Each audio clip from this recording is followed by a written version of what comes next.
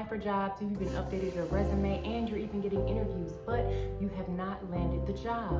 Well, that's because you probably made the same mistakes that I did when I got told no 6 times for a job until I learned all 4 of these things that I'm gonna go over in this video, and then I landed the job. Number 1, it will be crucial for you to answer this question very strategically. And that is the first question that recruiters or hiring managers normally ask, and it's tell me a little bit about yourself. There's a wrong way and a right way to answer this question, and I can probably show you better than I can tell you, so check this out. Hi, come on in and have a seat. Thank you.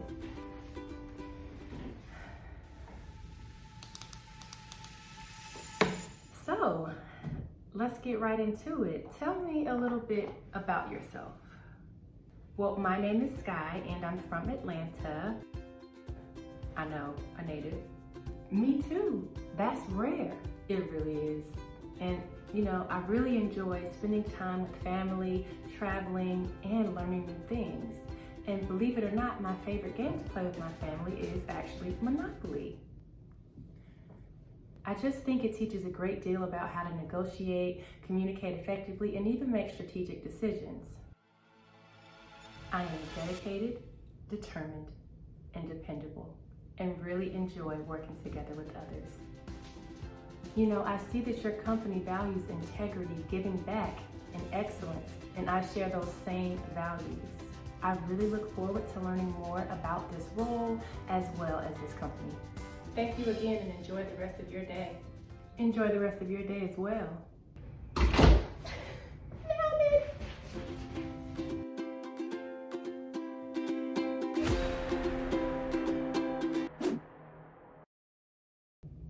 Nice to meet you too. Come on in and have a seat. Thank you.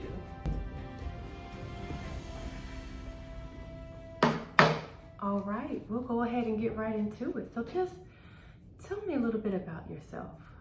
Well, I received my bachelor's degree in psychology from Georgia State University. I started my work career at Dynamic Widgets as a customer service specialist, where I communicated with 50 customers per day through phone and chat. My engagement was specifically around sales questions, return requests, product availability, and product warranties.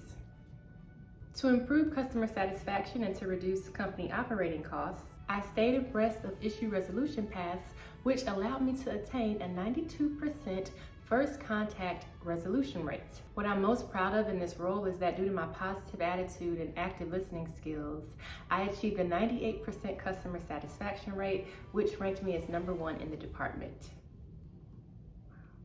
After my customer specialist role, I became a business analyst, which is my current role at Dynamic Widgets. I work in business development where I create reporting to track vendor performance and also verify that they're adhering to their contracts. I also train other analysts on my team on how to audit and run reports. And to maximize productivity, I create process flow documents so that other team members can follow the process. One of my biggest accomplishments in this role was that I participated in a task force to find savings related to invoices, where I discovered a systemic error that resulted in $230,000 in annual savings. I see that for this position of senior analyst that you're looking for someone with effective communication skills, ability to collaborate with others, and analytical skills. Overall, due to my experience in communications, collaborating with others, and analyzing data, I believe I'm highly aligned for this role and look forward to learning more about it. Wow, very extensive background. Thank you. I look forward to it. I know, I haven't seen anybody top that. We gotta move fast on her.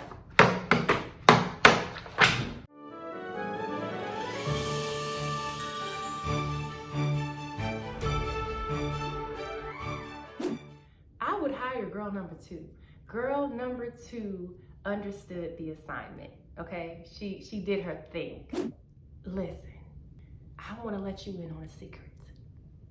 Girl number 1 was me. That's how I used to answer that question, telling people where I was born and, you know, my favorite board games. But I learned my lesson from that and I became girl number 2. But here's the thing. In order to maximize what girl number 2 did, you have to understand the framework. The first thing is she strategically showed increasing levels of responsibility. First, she went over the customer service specialist role, then she went over the analyst role. And she made sure to mention the title so that she could make it clear that she had increasing levels of responsibility. Sometimes you have to walk hiring managers and recruiters through things by giving them signals because they're in meetings, they're interviewing multiple people, and sometimes you have to be overly clear about driving that point home. And girl number 2 did that when she mentioned the titles to clearly show increasing levels of responsibility. Next, girl number 2 did what many people miss. She quantified her work with numbers. No matter how entry-level the job is, it's always a great idea to quantify what you're doing with numbers. Third thing that girl number 2 did is she was clear in her communication. Her points were easy to understand even if you didn't work in her industry. But for the icing on top, if you will, the fourth thing that she did was mention a big accomplishment. She mentioned her rankings. Girl number 2 also mentioned that she saved the company money. And that's what the accomplishment section is all about. You should mention how you saved time, how you saved money, or how you were recognized. The next thing that you must do to get people to hire you has to do with wallpaper and a lunchbox. It's updating your resume, but what does that have to do with wallpaper and a lunchbox? Well, I learned this, believe it or not, when I was applying for my first grown-up job. I was applying for my first grown-up job and I was a teenager, and it was a wallpaper store about a mile or so away from my house. I was in the wallpaper store with my mom. She was shopping and I was just browsing around. And I saw a girl who went to high school with me, and she was 16 years old. My wheels started turning.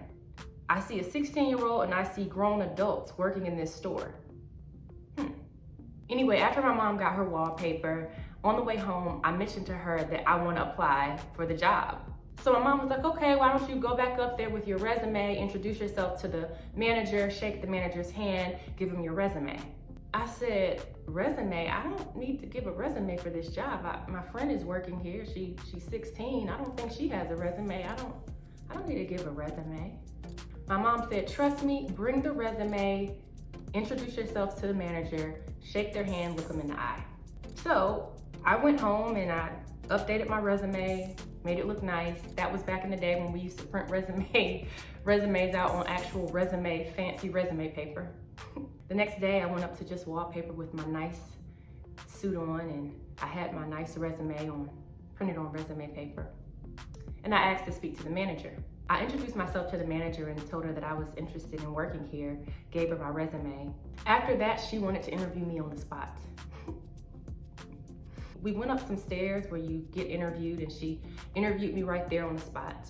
Not only did she interview me on the spot, but she hired me on the spot. She mentioned my resume. She was so impressed with it. Once I got the job that fast, I understood the power of selling yourself properly on a resume, no matter what the job is. I felt grown.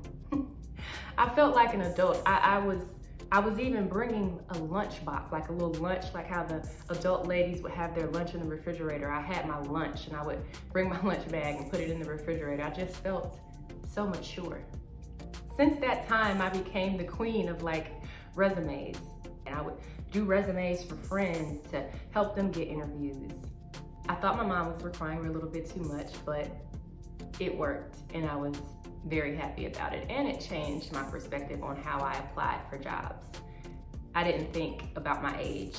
I didn't think about my experience. I just thought about, how am I going to sell myself on my resume? How am I going to introduce myself, shake the person's hand, look them in the eye?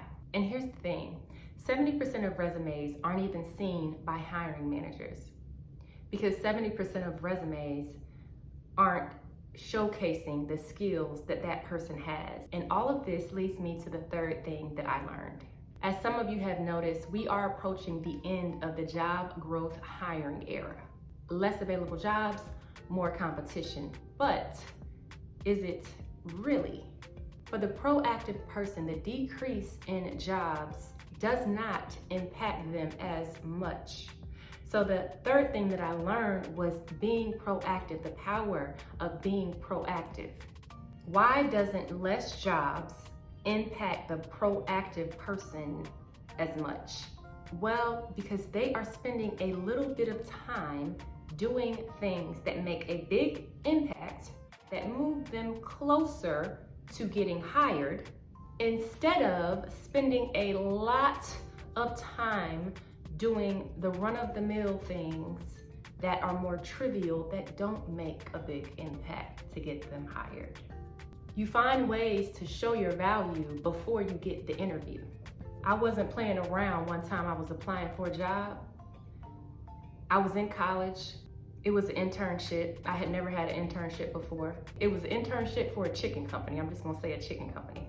You'll be working at the corporate office of this chicken company and helping them with their entry strategy into the Chinese market. I know it seems very, very fancy. Well, my major was international business, and this was right up my alley. At first, I did not want to apply to the internship.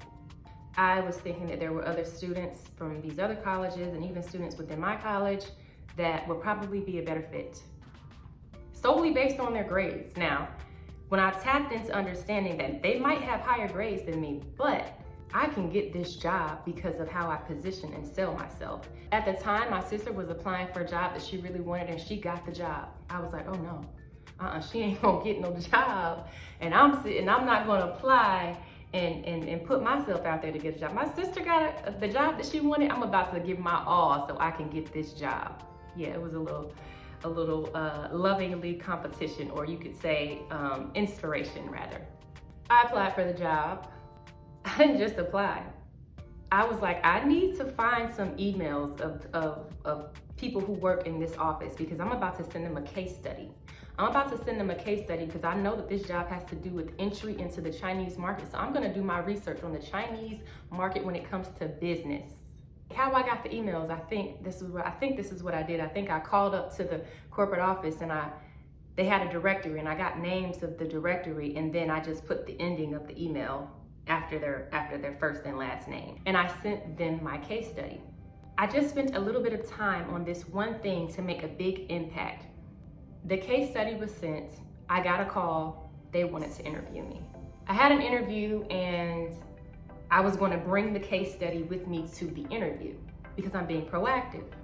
Went inside for the interview, answered the questions. I had my case study, I presented it. I didn't go into full detail, but I just presented it and gave a brief summary about it. I wasn't competing with anybody. I was competing with the most competitive part of myself. I'm like, there's a Skye out there somewhere that's going above and beyond. I need to make sure that I am proactive. I felt great about it, and of course, some days later, I got a call that I got the job. Had I not done all of those things, maybe somebody would have come in there and brought their transcripts or talked about their high GPA, or I don't know. But all I know is that I came in there, I sold myself, I was proactive, and I knew that I had to make an impact.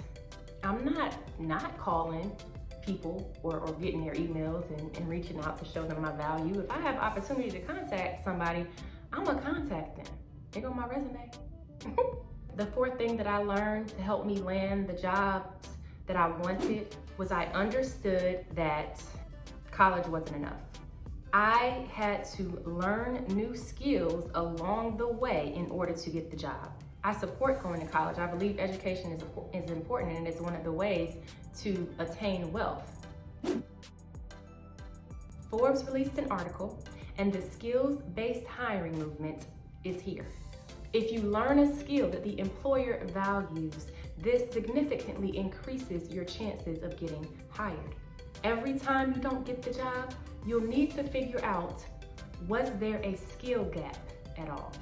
This is exactly what happened to me.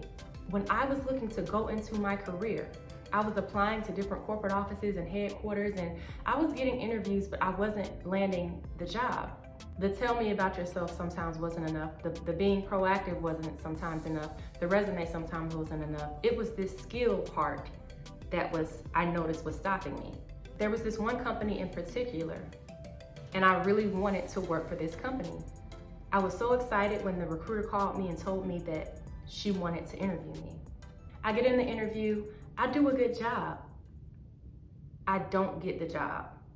They told me no, that they're gonna go with a different candidate after the first round of interview. I was upset. I really was hoping to get it. I had been applying to other companies and wasn't able to land anything, and this was a great opportunity for me. I was so close and I did not get it. But then the recruiter called me back and she said, I have another opportunity for you. I think you would be good for this other department within the same company. I was like, oh my gosh, I have another opportunity. I need to get it together. Okay. What am I gonna do? I need to figure out what the skill gap was. So I called some people that I knew that had analyst jobs, and I was like, hey, I see that you're an analyst. What kind of skills do you use for this job? And I brushed up a little bit on those skills. So for the second department, for the interview, I knew a little bit more. But then the hiring manager was asking me questions like, hey, what do you know about pivot tables and this and that? And I had to be honest and say that I didn't know about those things, but that I was a quick learner and that I could learn. Needless to say, I did not get that job. Upset again. I'm like, I'm not working in my career. I graduated from college. I even went to graduate school because it was during a recession and people weren't hiring. So I was disappointed. I was like, am I ever gonna find something? Y'all, after that second position, I was like, I need a job. Guess what? Guess what I did? I was like, look, Waffle House has a management program and I just need a job. I'm about to apply. I'm about to be a manager at Waffle House. Obviously nothing against Waffle House because I was willing to work there, but when I got to the interview for the Waffle House manager position, the guy kept looking at my resume like, you speak Spanish and you got your master's degree and this and that. And he's like, are you sure you want this job? I mean, I'll hire you, but are you sure you want this job? I mean, you're gonna have to work on holidays and you have to do this and that. And I think I ended up saying, let me think about it, because I knew that's not what I wanted. That's not what I had inside of me of what I wanted. So a week or so passed by. Ring, ring, ring. By this time, I had the company's name saved in my phone and it was them calling me again. I was like, oh my God. Hello? Yes, hi, Skye. There's another department that I think you would be a good fit for, and I want to bring you in for an interview.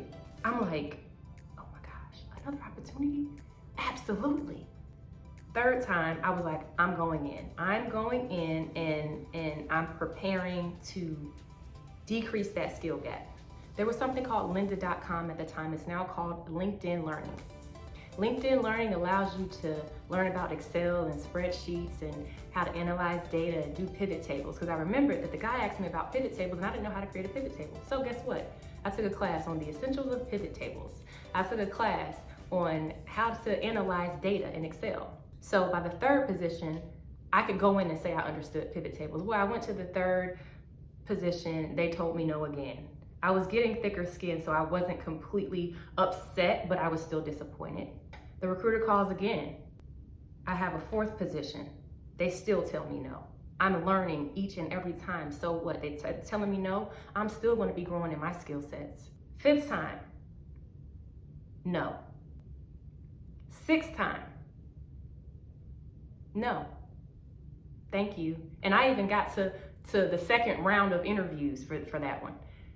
The last time comes around and it's the same department as the very first department that I had applied to for this company. At this point, my skill sets were just so much better. I came in with reports for that interview because I had learned so much from LinkedIn Learning. Came in with reports, came into that interview, answered the questions correctly, was confident in my skill sets, had examples with the reporting that I provided. After the interview, the hiring manager said, wow, look at these reports. I'm gonna actually share this with my VP. Needless to say, I got the job. I got the job and I was so happy. I was so happy because I didn't give up. I was so happy because I continued to increase my skill sets along the way. Figure out what skill gaps you could possibly have that could be stopping you from getting the job that you want, and work on improving those skill gaps. I highly recommend LinkedIn Learning because they have so many different classes that you can take, and it's easy to understand, and it can help you become that valuable person that the company needs, have those valuable skill sets, because you're already so capable of doing the job. You just need to hone in on a couple of other things to boost up your skill sets in this skill-based hiring movement, especially that we're in. Now that you know how to make people hire you, check out this video right here so that when you land the job, you know how to manage the money that you get associated with the job. Thank you for watching, and I'll see you